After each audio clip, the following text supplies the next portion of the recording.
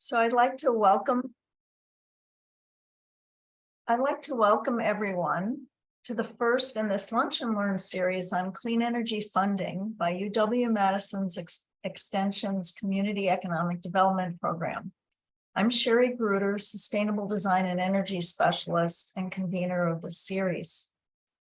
Today, our focus is on clean energy funding in agriculture for ag producers and rural businesses. While USDA Rural Energy for America, or REAP funding, I just happened on my screen. Let's see. Sorry.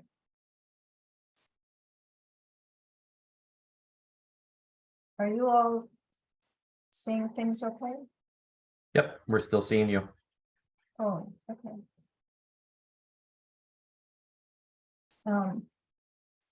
Okay.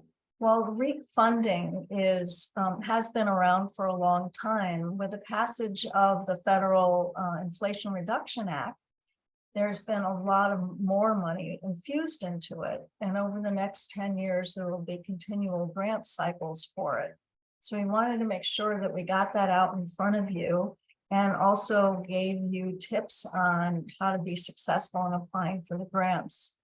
We also want to make sure that you know about other funding that's available for you, because that funding can be coupled with the federal funding to make your projects even more cost effective. So today we have a panel of experts to guide you through this. We have Brenda Heinen with USDA Rural America, Heather Fagum, who's with Focus on Energy, and Kim Johnston with PACE Wisconsin. I want you to know that the slides are being made available for you, so you will be able to access them, and this program is being recorded, so you could even listen to it again. So our first speaker this morning is Brenda Heinen.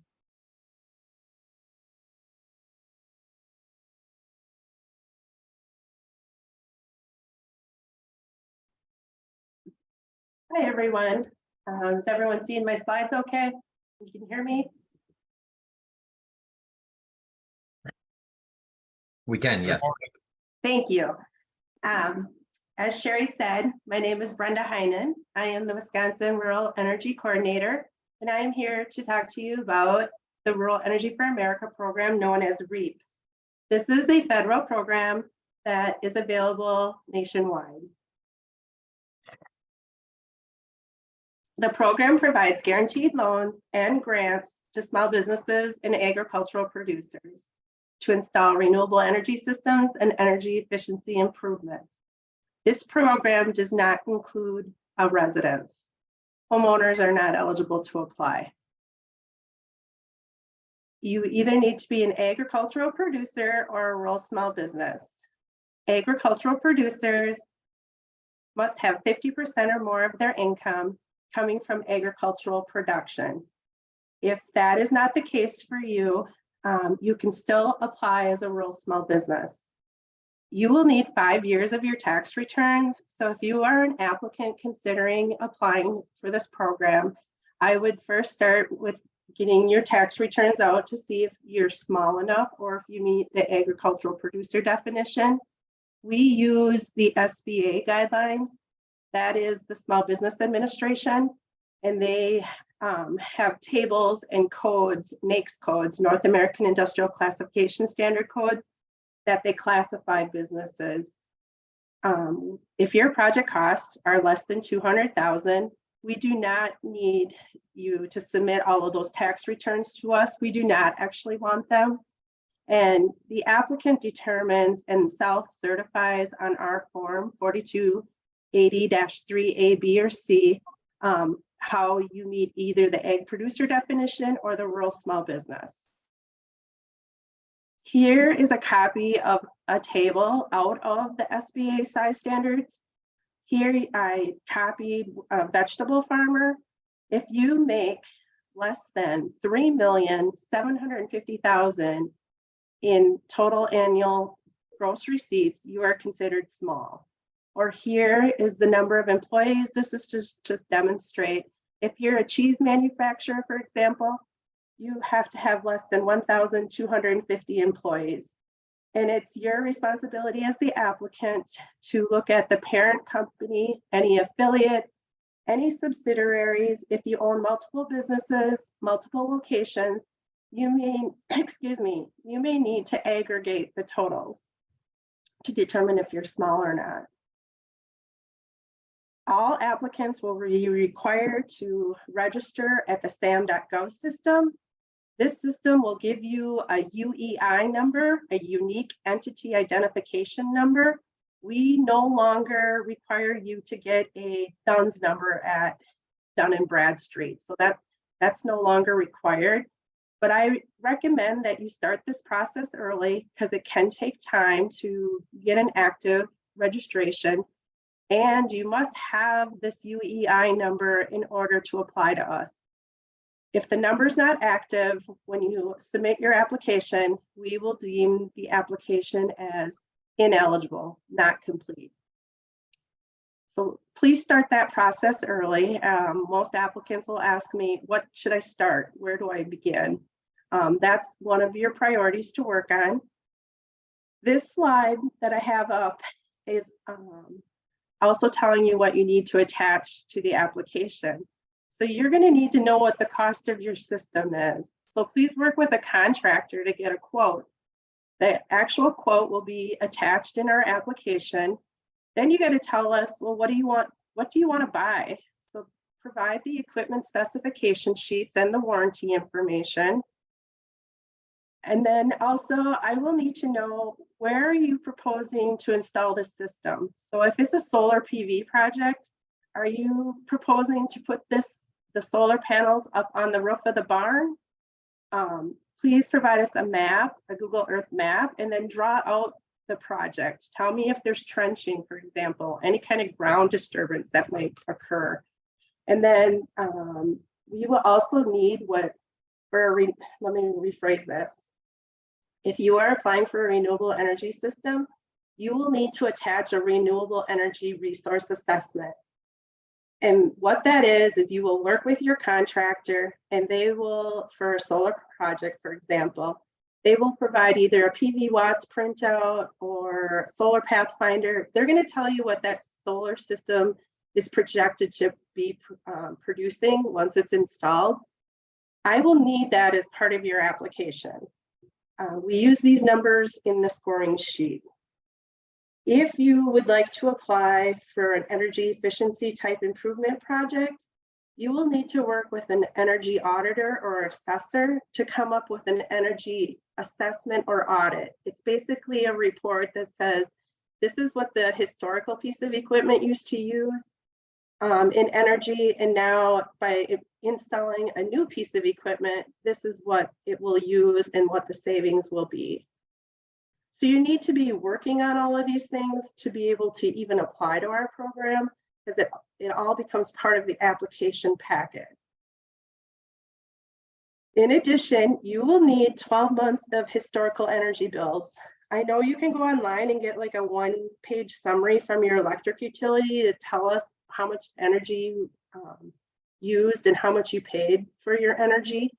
That is not suffice for our program. Please send us the actual bills, the statements, because we're going to take a deep dive into those statements to calculate our score sheets.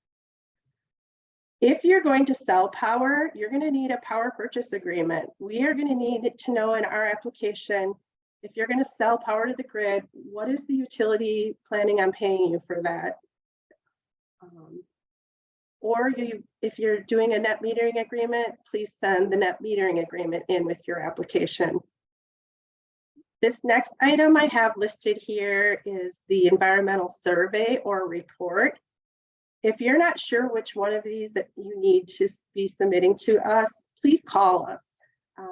If it's a simple solar project on a roof, or if you're installing, like, for example, some new LED lighting inside a building, that type of project is probably going to need an environmental survey. If you're going to be building a new ethanol plant or biodiesel facility, The level of environmental report is going to get escalated because of the complexity of your project. If you call us, we can explain this report in more detail.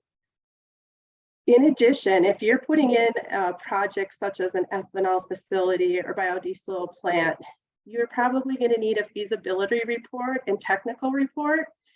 And again, contact us and we'll walk you through what is required. For example, if you're going to install solar panels on a roof, or you're going to replace a grain dryer, we are not going to request a feasibility report nor a technical report. We consider solar, for example, plug and play. That's not something we would need a tech report or a feasibility report. And then the last item I have on here, you need to show that you have control of the site, or at least access to the site. It can be a tax deed or a tax assessment, but we want to see if you're putting panels on that barn, on that land, who owns the site. So all of this documentation should match. And what I mean by that is, if Brenda Heinen is going to be the applicant, Brenda needs to go out and do the SAM registration. The name on these documents need to match. So Brenda needs to pay the electric and be on the electric bills. I have my SAM registration. The quote from the contractor should be to me in my name. And then my tax records should be in the name of Brenda. That is important, that the SAM registration especially is in the correct name with the right tax identification number or social security number. All right, so this screen that I have in here now talks about a shared electrical meter. I wanted to include this in here because this is very common. We have several farmers out there that have a residence on the farmstead that share an electrical meter. It's one meter. If that's the case, you as the applicant will need to go in and do a home energy calculator of some sort. I provided one on this slide. We need you to determine what does your residence use in power versus the farm operation. And this is one calculator that can assist you in figuring that out. If you don't want to do the energy calculator and calculations, you can install a second meter. But please note, by installing a second meter, work with your utility, but you're probably going to have another fixed meter charge. And then another item for our eligibility is 50% or more of the projected renewable energy to be generated must benefit the farm in order to be eligible for our program. This slide here, I wanted to show, if you are going to have a shared meter, items that you need to start looking at to see if you meet eligibility or not for the program. Number one, pull out that PV watts and look at what it's projected to be producing. Number two, look at the 12 months of utility statements. What historical energy has been consumed out there at your site? Number three, run that online home energy calculator. And then what we do is we say anything other than the residence from the historical usage is the farm's portion. In this example, you can see that the PV watts, the installer is sizing this system to not only power the farm and the house, but there's also going to be some grid sales, some energy sent back to the grid and sold. So in this example, when you have a shared meter situation and you don't want to put in a second meter, you're going to have to start asking yourself these questions. Is the farm usage greater than the projected production of the system? If yes, then it's eligible. If no, like in our example, we have resident usage and grid sales, you have to go on to the next question and say, will 50% or more of the proposed energy production be used by the farm? And in the example that I'm providing today, 91% or greater of the energy is going to be farm usage. So it's eligible, it exceeds 50%. And then the next calculation that we do is we take the total project cost and come up with an eligible project cost. In the example I'm showing right here, this is a 25% grant request because it was funded under the Farm Bill. Please note though, we have IRA, the Inflation Reduction Act money, and now grants can be up to 40%. Here are the 8 scoring criteria for the program. In 20 minutes today, I'm trying to talk really fast to get through all of this because it's really good information that you need to know. I will not be able to go into all 8 of these, but I want to hit on a few because you need to attach some items to your application for me to be able to score it. So commitment of funds, if you're going to come into rural development into REAP for the 40% grant, where is the other 60% going to come from? This can include focus on energy and PACE, which you're going to hear from them after my presentation, or it could be a bank loan, or if you have savings or checking account with funds in it, you can use that as documentation to get up to 15 points in the score sheet. In this example here, I have a grain dryer shown. The total project cost being $188. We had to lower this request by $20,000 to get to an eligible project cost because the farmer went ahead and put a down payment on the system before they applied to us. So 20,000 of it became not eligible. And in this example, the farmer did have a bank approval letter for the full project amount. So we were able to award 15 points. Another scoring criteria is existing businesses.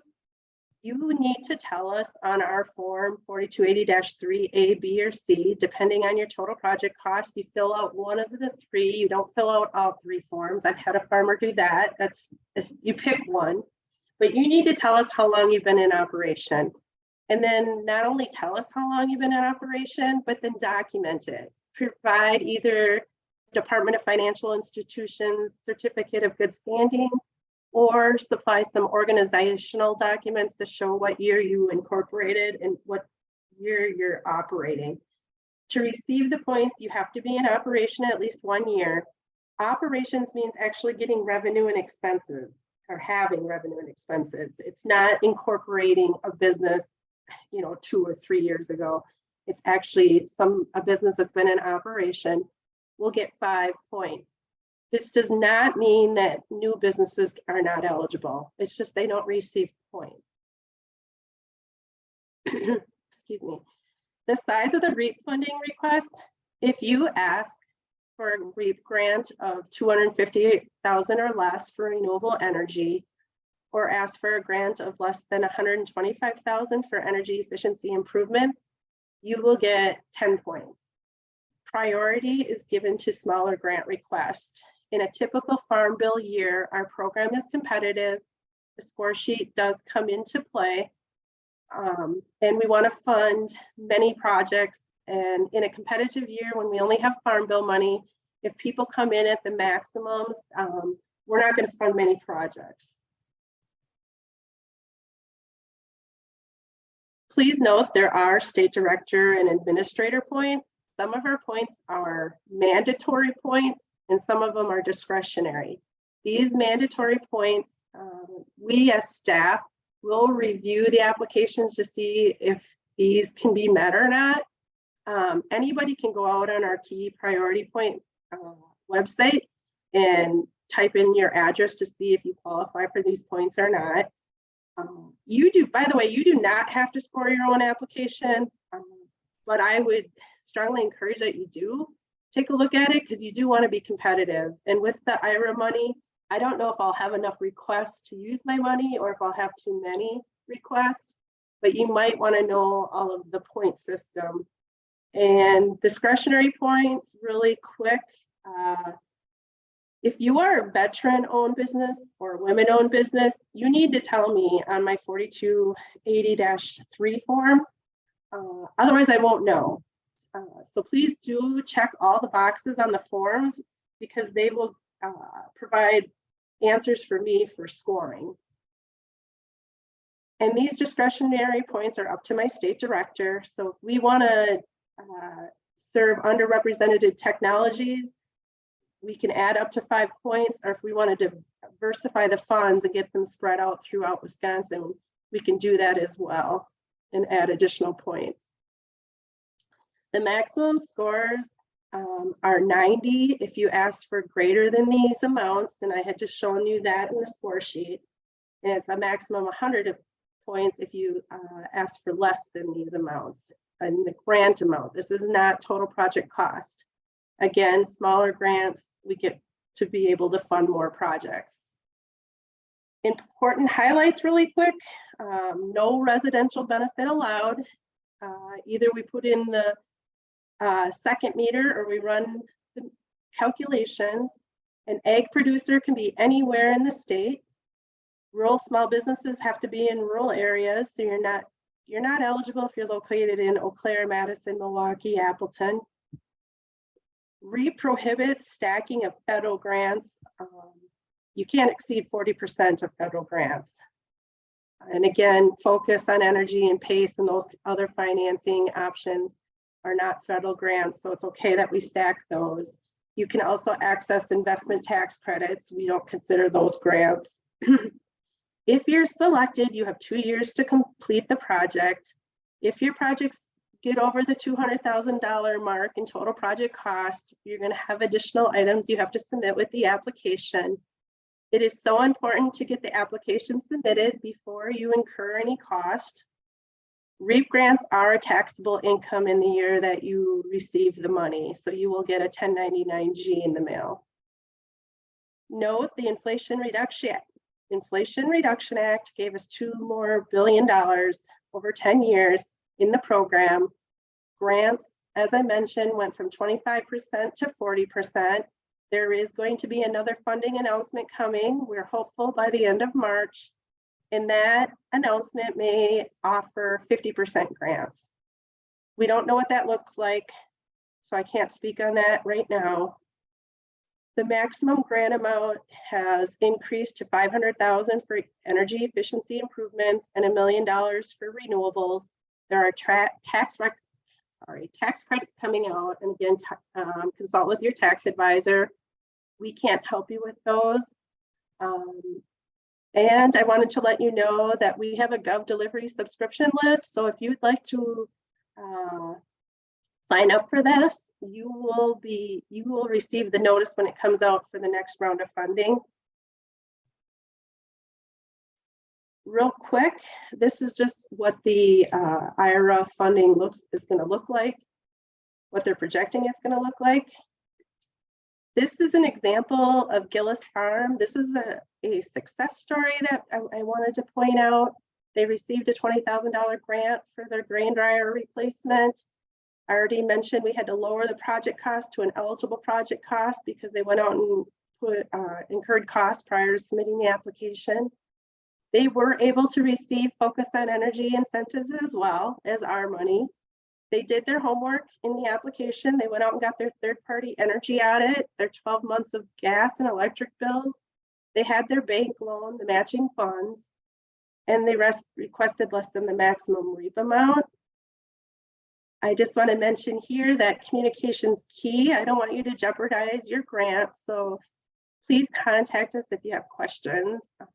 Here's my contact information, and now I would like to turn it over to Focus on Energy.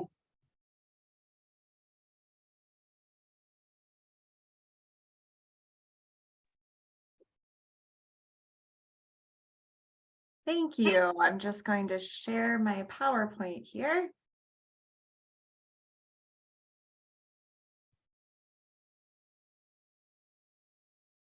All right, let me know if you can see everything clearly. We can see it. Okay, great. So my name is Heather Fagum and I am with Focus on Energy. I'd like to share some information on the agriculture and rural business offerings in 2023.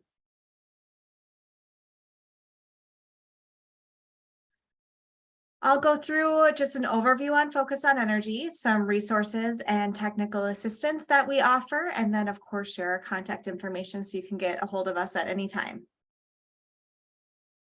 So an overview on Focus on Energy. Focus on Energy is Wisconsin's energy efficiency and renewable energy program that delivers energy efficiency incentives and technical assistance for residents and businesses throughout the state. We're a little unique in that we can be that unbiased third-party information and technical assistance for your projects. As long as you're in one of those participating utility, electric and natural gas areas, the investor-owned utilities, the larger utilities in the state do all participate, but there are a few municipal and cooperatives that don't. So just make sure that you are in a participating utility. Again, we provide financial incentives for energy savings of projects that would not otherwise occur, or we're helping to make them occur sooner than they otherwise would have. Our goal within Focus on Energy is to empower the people and businesses of Wisconsin to make smart energy decisions with those enduring economic benefits. So just to talk about those economic benefits, for every $1 invested in Focus on Energy, we create more than $4 of benefits for the people in the state of Wisconsin. There's been some studies that share some of this success, as well as some evaluation reports that you can find on our website for more details. But we really are creating those enduring economic benefits for Wisconsin residents and businesses. A few highlights just on the agribusiness industry. In 2022, Focus on Energy awarded more than $2 million just in incentives to over 880 agribusinesses just to improve their facilities' energy efficiency. This isn't including any renewable energy projects, solar, photovoltaic, or biogas. This is just reducing the energy usage spent on their farms.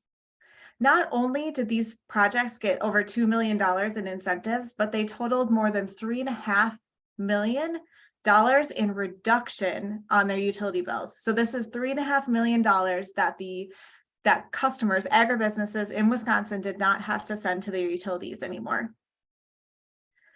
There's also some really great energy or some impacts to the environment, reducing greenhouse gas emissions from over 4,000 gasoline powered cars driven annually, just by these projects from these 880 customers. The financial incentives are great. $2 million to the state of Wisconsin is wonderful, but we do have some really great additional benefits to the state of Wisconsin as well. Our team is spread throughout the state, and we have expert energy advisors that can help you on projects, identifying information, identifying if there's energy savings projects or incentives available, if your equipment qualifies. We also can help if you have any energy planning needs or energy teams that you're working on to get projects going in your facility. Helping train your facility staff, improving or even just identifying the return on investment for a piece of equipment. If you're grappling with the decision if you should upgrade a piece of equipment, our energy advisors can help you identify how much energy savings that piece of equipment will return to you, as well as how much incentive is available, showing you, how long it'll take to pay back just based on energy savings. And then, of course, supporting any energy education, teaching people about the impacts of energy throughout the state. So I mentioned this already. We do have an eligibility list based on participating electric or natural gas utility provider. I do also want to note that we do have a propane offering for agribusinesses that is offered in partnership with Wisconsin's Office of Energy Innovation. This is eligible for any propane using equipment as long as the electrical provider also participates in Focus on Energy. And there's more details on that website there. So getting into a little bit more details about our resources and technical assistance. So what you're seeing on the screen here is what we call our prescriptive rebates within our agribusiness catalog. So we have an application that's specific to agribusinesses And these incentives are available, specific dollar amounts for installing energy efficiency equipment. They're usually one-for-one replacements for those commonly installed pieces of equipment. You can see some examples here, irrigation systems, horticultural lighting, fans for ventilation, circulation fans. We also have incentives available for milking equipment, grain dryers, just standard LED lighting that isn't horticultural or a growing operation. And we do, within this catalog, there's also incentives for space and water heating as well. A few more details on that application process. So our application form for Focus on Energy is a 2-page form. It's right within that catalog that I had showed on the previous slide. A few points to note is that before you start working on your application, you should gather some information. Firstly, your utility numbers. You do have to include your gas and electric utility names and your account numbers. This application is also used for propane incentives as well. So if you have a propane account that you're applying with, gather that information as well. The application must be postmarked within 60 calendar days of the equipment's installation. So you install your LED lighting, let's use it as an example, on January 1st, it needs to be, your application must be submitted with all of this verifying documentation within 60 days. Make sure all of the whole application is filled out, and verify that you included an invoice for your equipment that has to include, detailed information on your model numbers. Make sure all your all the sections of this application are complete. Some information does require what we call supplemental data sheet, which is just a little bit of additional information of the equipment you're installing or the equipment that you replaced. Again, that installation date is really important because we need to be submitting it within 60 days. And then a signature and date on the back of this form is important as well.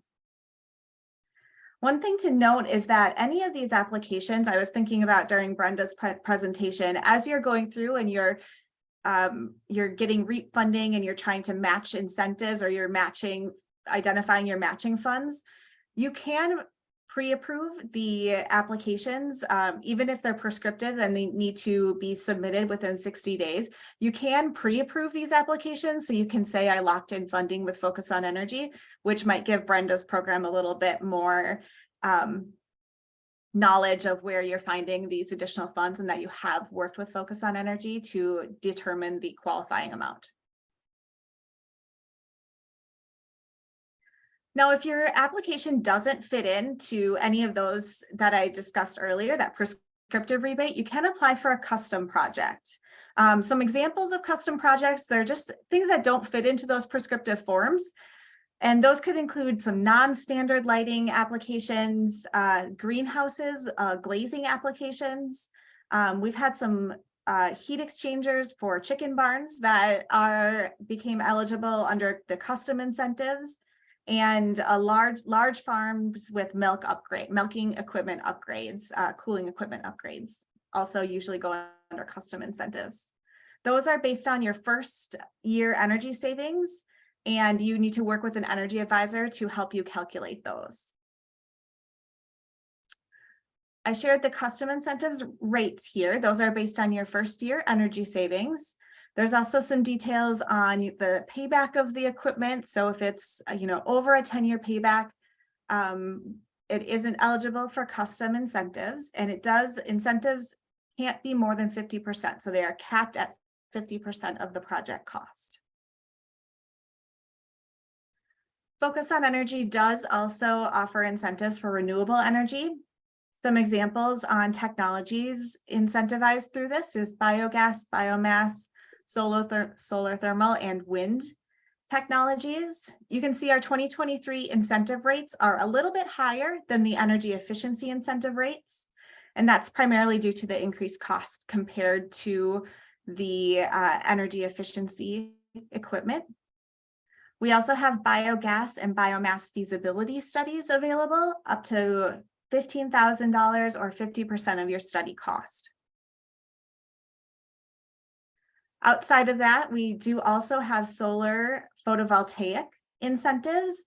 Our incentives available there are up to $50,000 for standard incentives with an additional $10,000 match for agricultural producers. So that would be up to $60,000 for agricultural producers installing solar photovoltaics. This, you're going to, again, want to verify your utility participates, review terms and conditions. There is a set amount of funds available for solar photovoltaic.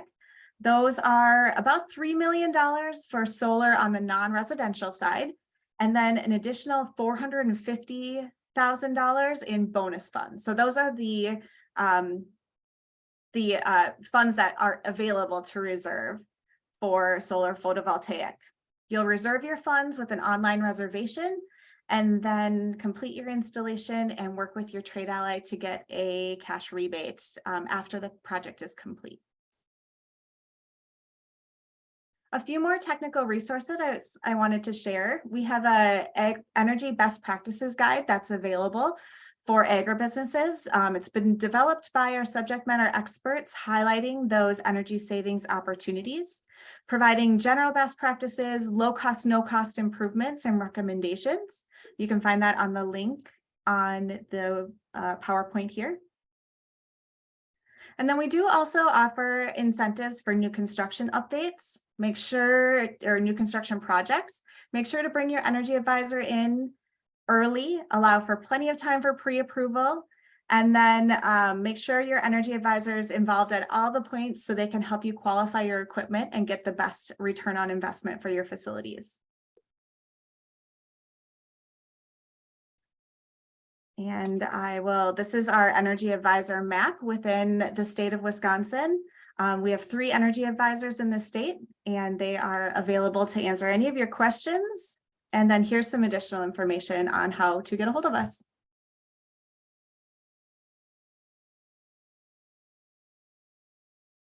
All right, I'm gonna pass it on over.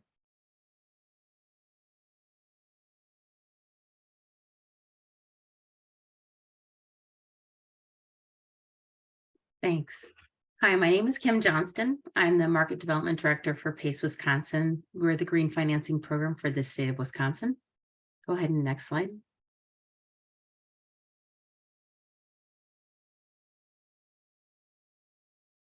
You can go to the next slide. Thanks. CPACE stands for Commercial Property Assessed Clean Energy. It's a unique financing tax mechanism for energy efficiency, water efficiency, renewable energy, and resiliency projects for commercial properties. The unique thing is you can finance 100% of the hard and soft costs of your projects. They can run up to 20 to 30 years, which is a fixed rate long-term loan. It yields positive cash flow and boosts the property value at the same time. And the good thing about this, it's a potential off-balance sheet treatment while you reduce waste and save energy on your projects. Next slide. Currently, we are available in 53 different counties throughout the state. If you do have a project that lies outside of the current counties that have currently adopted, whether it's Iron, Violence, Lawrence, Clark, Taylor, any of the ones in yellow, please do give us a call if you have a project, and we will work with the county to get adopted mechanism in place for PACE there. Next slide. So eligible CPACE projects include the agriculture sector or agribusiness. It also includes industrial, multifamily, retail, healthcare, hospitality, not-for-profit, office, and mixed use. Different project types include any type of new construction or equipment, adaptive reuse, renovations, or refinancing. The only thing that PACE isn't allowed for in the state of Wisconsin is residential property owners or municipal buildings. Go ahead and go to the next page. Some of the eligible improvements, we've seen a lot of solar PV go through both fixed and on a commercial property, and then also freestanding. We have battery storage, biofuel, and wind. Next, we also have energy efficiency and water efficiency measures that are usually implemented. These are a list of the most common eligible measures included, which are lighting systems or building controls, building envelopes, furnaces, boilers, chillers, heat pumps, different pumps or motors, variable speed drives, low flow fixtures, heating recovery system, and fuel switching. We've also added EV charging stations and resiliency measures over the last year, and we're seeing a lot of people take advantage of those too. Go ahead and go to the next slide. This is what a typical CPACE financing stack looks like. You'll have your owner's equity that you may choose to include in the project. Excuse me, the mortgage debt for things other than energy efficiency, renewable energy. And then you have the PACE in green, which is for the clean energy project. Loans can go from 5 to 30 years. The interest rates do vary, and the interest rates are guided by the market. The typical loan size can go from 100,000 to up to 50 million for the project. We are seeing that some of those usually run in between the $250,000 to $3 million limit. Program requirements is that you do need to have your mortgage lender's consent. You also do need to have an energy assessment. The security of itself is the property tax assessment. So the loan would be paid either once a year or twice a year. And the term is equal to the useful life of the measure that you've chosen. Usually those go up to, I would say, in between 22 to 30 years. The total secured loan to savings investment is 95%, and we do allow you to roll in both hard and soft costs, so you can finance 100% of the project. You will see over there on the left-hand side that it has PACE financing at 6%. The market has slightly adjusted, so we are seeing anywhere from 6 to 7% now on PACE financing. You can go to the next slide. These aren't ag-based, but you can see the different types of funding that is available for renovation or replacement of equipment, new construction, and adaptive reuse. So these are probably projects that you may have seen in your communities. So both office, manufacturing, hospitality, multifamily, and mixed use. But we also do have agriculture and agribusiness. Go ahead and go to the next slide. This is a great case study of one of the examples of PACE for agriculture. Green Valley Dairy did use $3 million in PACE to install 20 rows of solar on a ground-mounted solar array, which produces approximately 2.2 megawatts in clean energy. Their average savings is $150,000 a year. And equally as impressive is that they're going to save 7 million kBTU a year on their carbon dioxide emissions, offsetting that by 1.7 million tons. This is a rather large project, but we are also doing smaller projects for smaller agribusiness. You can go to the next slide. This is Crescent Valley Dairy, a family farm. They did have a loan for $190,000. It's a 15-year term loan. Their average savings for this investment is over $27,000 a year, for a total lifetime savings of $416,000. It also has some impressive environmental benefits to it too. So their KBTUs a year, they're saving well over 384,000.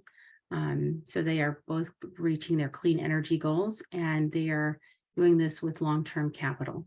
They've chosen to only go out 15 years on their loan, but again, with solar, it can go out to 30 years. Go ahead to the next slide.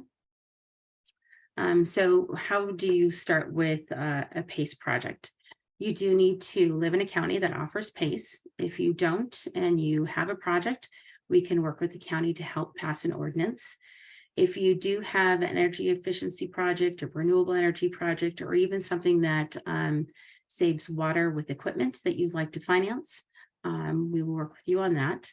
And then you choose a participating lender. We have local lenders, regional lenders, and even national lenders that are participating in the program. Roughly 26 individual lenders now that have green financing tagged and available for the state of Wisconsin.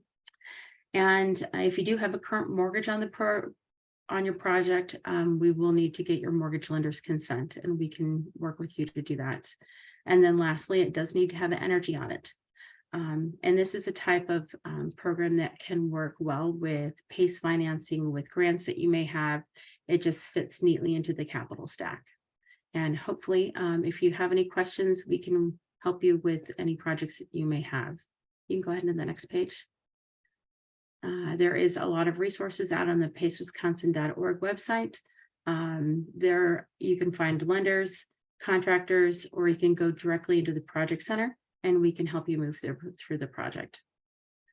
That's all I had. If you have any questions, please do go ahead and put them into the chat feature, or I do have my contact information on the slides too. Well, thank you for all of this wonderful information and very practical information. I hope it's been helpful for people. We do have questions in the chat, and we will also take some other questions. One of the questions actually to you, Kim, is did I hear correctly that PACE could help with EV charging station costs?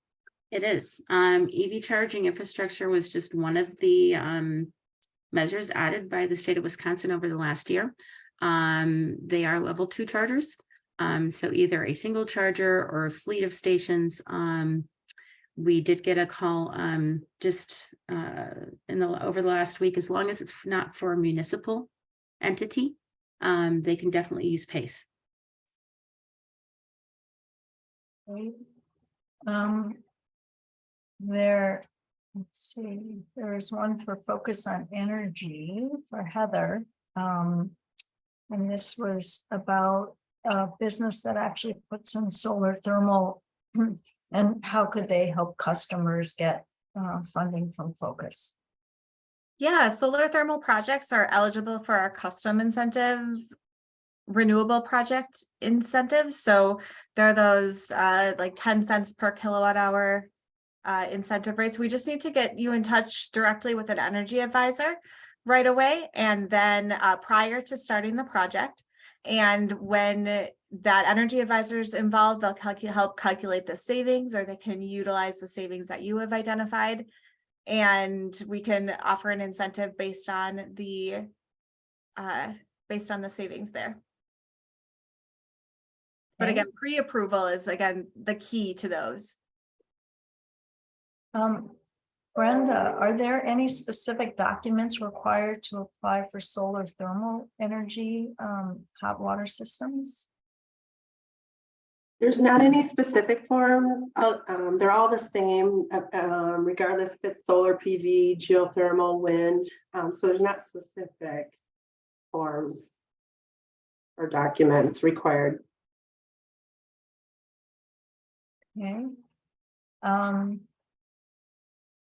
Someone asked if our business is less than 5 years old and we don't have 5 years of tax returns, are we still eligible? Oh, Brenda, you're muted. Thank you. Yes, you are still eligible. Even new startups, just newly formed entities can apply as well.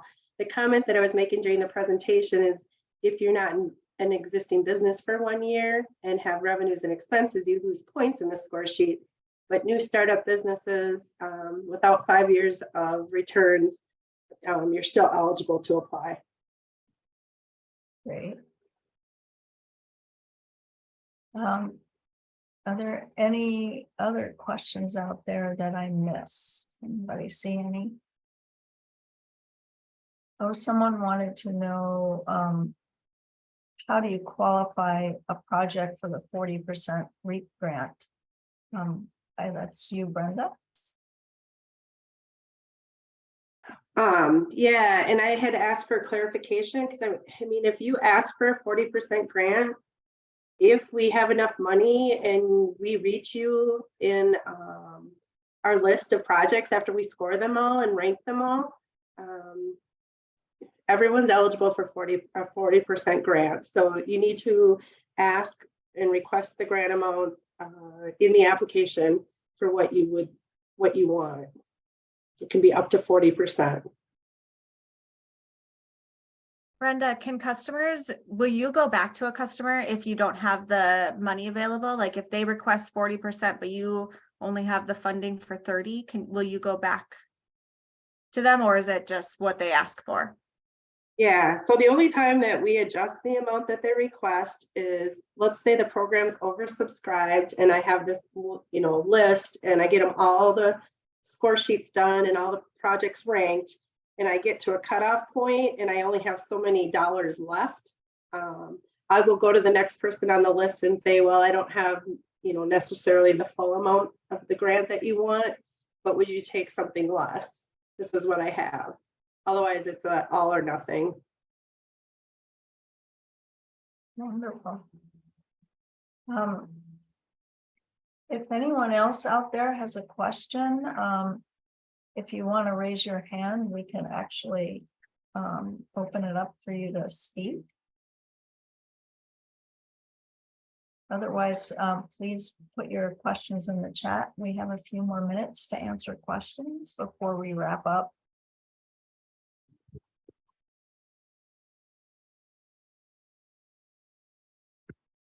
One thing just to note, we do, we have mentioned that we can stack incentives, but they do stack really well together in being able to cover more of your project costs. Focus on Energy can stack on top of the REAP incentives, and then you can ask for just that, additional money for the PACE incentive. So just a note that you can use all three programs in one for one project really efficiently. We have a hand raised here from Bethany. So let's see if I can maybe.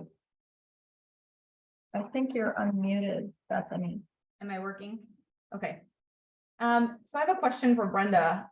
When it comes to stacking federal dollars, I know in the past I've worked with farms that have gotten EQIP funding for a project and then also applied and gotten some REAP funding. How does that work? I know generally EQIP has covered like 50 to 70% of project costs. Sure. So with the REAP program, our requirement says you cannot get more than 40% of federal grants into a project. So you can't stack past 40%. So let's say maybe somebody came to me, instead of asking for the full 40%, maybe they came to me and asked for 20%. Well, then they could go get EQIP money for the additional other 20%, or the other thing too, that I'm glad that we're talking about this, because Focus does have, and Heather can help me, but it's the EGIP program. Those are federal grants. Those come down from the Department of Energy. And so we have to, Heather and I, our groups, we have to talk, because we can't stack that program with our REAP dollar past 40% into a project. So the one thing about that is that the EIGP, so that's the Energy Innovation Grant Program through the Public Service Commission, the Office of Energy Innovation, and that is available for the, I'm going to get this right, the MUSH market, which is municipal, university, schools, and hospitals. So that is actually not eligible for agribusinesses or rural businesses. So it's not as much of an issue on this one because you can't actually apply for it. But you're right, it is federal money that does come down. And one caveat with our propane money is that it is through that Office of Energy Innovation as well.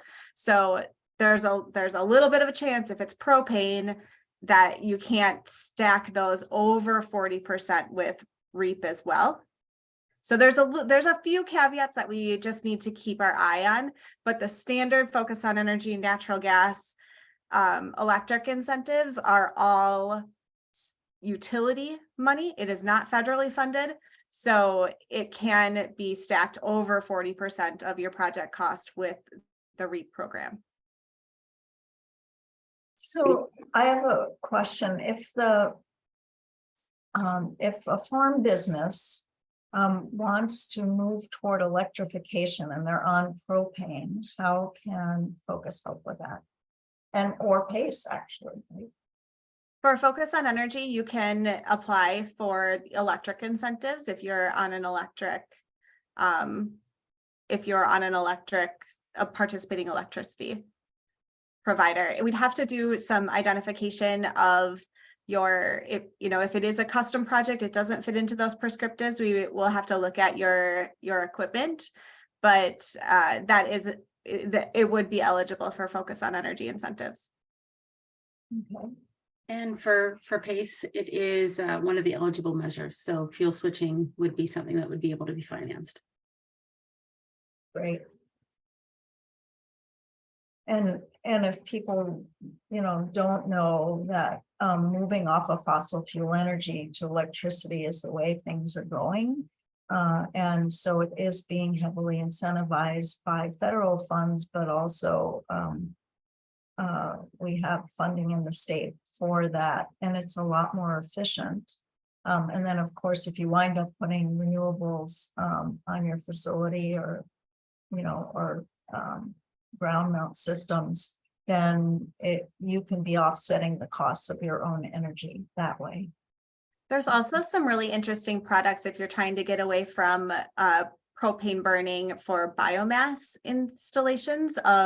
There's actually some biomass burning grain dryers that you can have on your sites. I'm going to make some assumptions here, but I'm assuming that would be qualifying for Brenda's program as well through REAP. And that can be either grain dryers or some boiler systems that are biomass boiler systems, which is also another great opportunity to take the next step to get off of those fossil fuel demands. Great. Well, thank you all. I'm going to wrap it up right now. I'd like to thank our knowledgeable speakers. You all did a great job. And I want to remind everybody that their slides are available on our website. And also, we recorded this presentation, so you can listen to parts of it or all of it again if you'd like. And if someone actually missed it, but registered, they could listen to it as well. I'd like you to know too that there's a list of resources on our webpage related to all of these grants and then other information as well. So that's for you to be able to access. And all of the speakers have agreed that you can contact them if you have questions, and if they're not the right person to help you, their organization will. Also, I would like to suggest that you attend other programs in this series. It's a 6-part series. So since this didn't include the farmhouse, for instance, we have a residential program. There's a program on electric fleets. So maybe some of those would interest you as well. So I'd also like to acknowledge our co-sponsors. We have a lot of organizations that are partnering with us. USDA, Rural Energy, Focus on Energy, and PACE.